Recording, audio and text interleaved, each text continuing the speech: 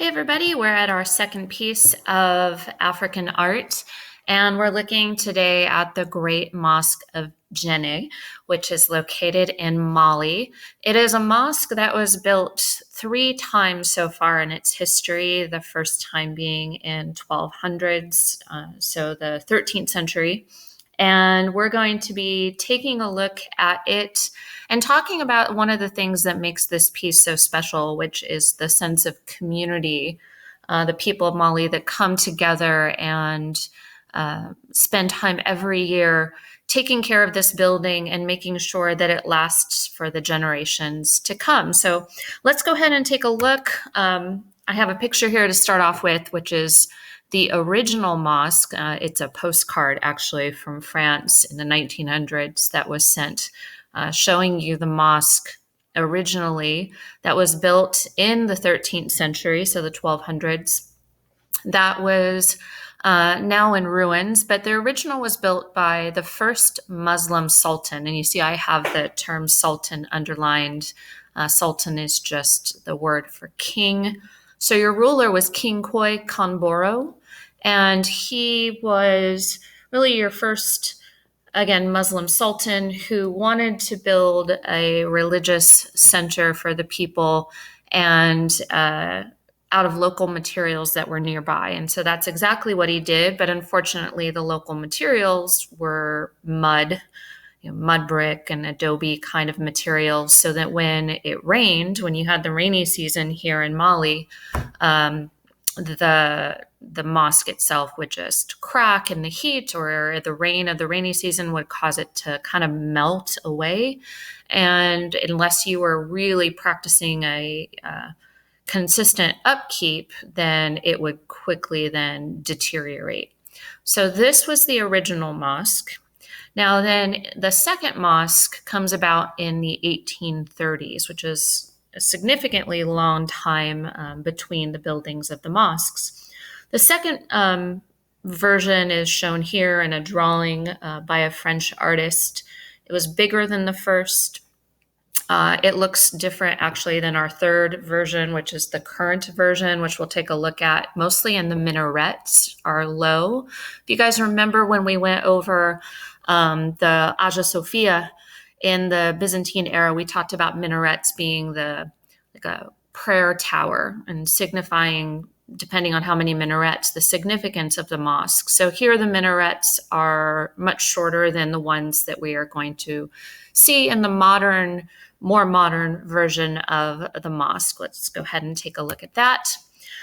This is the modern version. If you go to Mali today, this is the mosque you will see, done in 1907. And some people say that the French were big contributors of the rebuild of the mosque, but there's some arguments about that. But the French are involved in some way or shape or form because they were the colonial powers here in Mali during this time period. But we're not going to talk about that so much. What we're instead going to talk about is the mosque itself.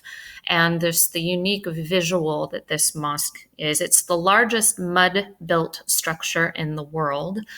So it is still made of materials that's going to be susceptible to rainy season, to extreme heat.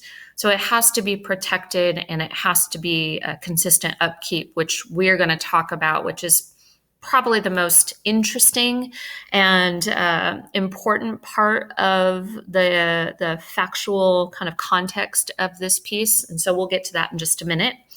What you're looking at here, and I love this picture with the moon, it's awesome. But what you're looking at is the wall of the mosque that faces Mecca. And so I put that term here. It's a vocab term that you definitely should know. It's called the Qibla Wall.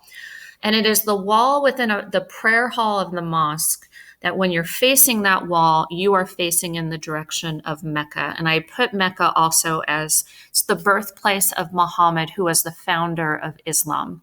So when you are praying inside the prayer hall, you're going to face the Qibla wall. Therefore, you are facing Mecca and paying tribute and honor to Muhammad, who again is the founder of Islam.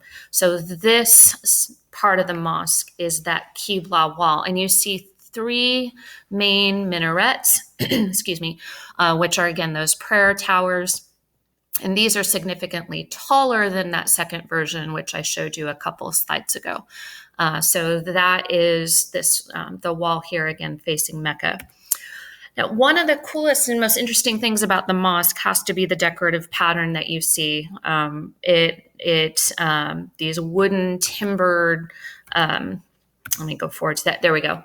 These timber structures here called torons.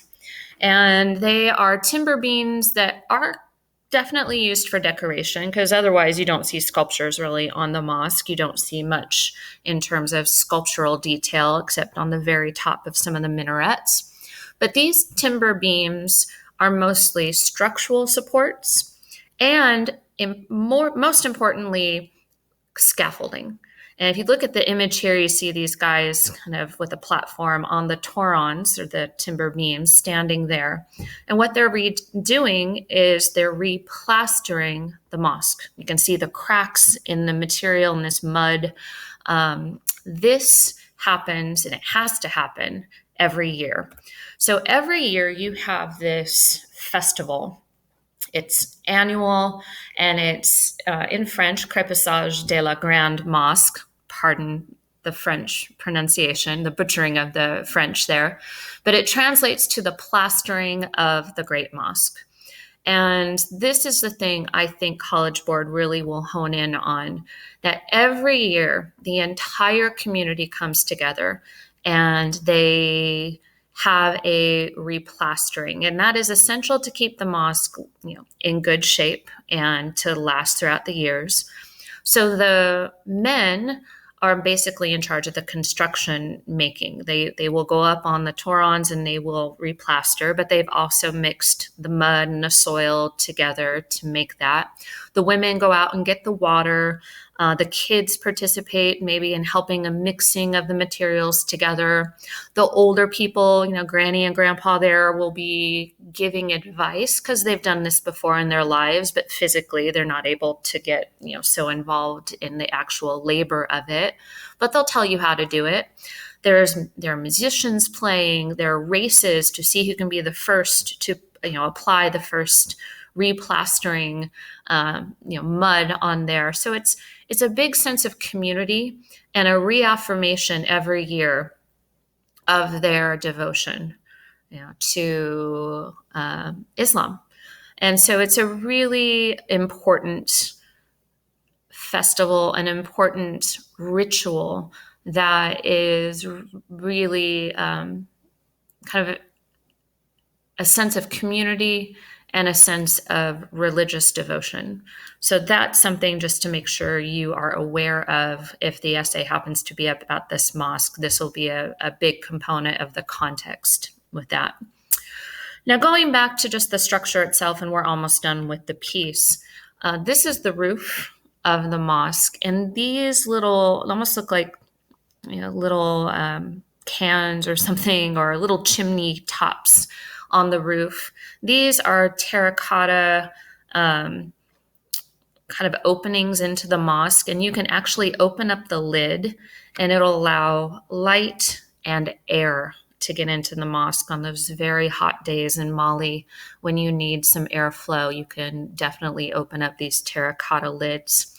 And then you're seeing from the backside here on top of the roof, the tops of the minarets, which are topped with these sculptural ostrich eggs, which are symbols of purity and fertility in Islam. And so that is up on the top of each of those three minarets that I showed you when we were looking at the image of the Qibla Wall here. The other thing you can see in this image is that the mosque is raised up on a platform. They don't just build it on the ground floor here, and that's because of flooding. The rivers are nearby, and Tigris, Euphrates, we've talked about that before, not Tigris and Euphrates, but just rivers nearby, and they flood. And so you want to make sure that you are elevating your building up so that you can protect it as much as possible from the flooding that will inevitably happen every year with that. So That's an important part as well. Otherwise, it's pretty rectilinear planned. The engaged kind of columns that you see here, and then the minarets are the basic kind of form, uh, the things of interest. And then, of course, the torons create that regularity and that pattern work, but those are very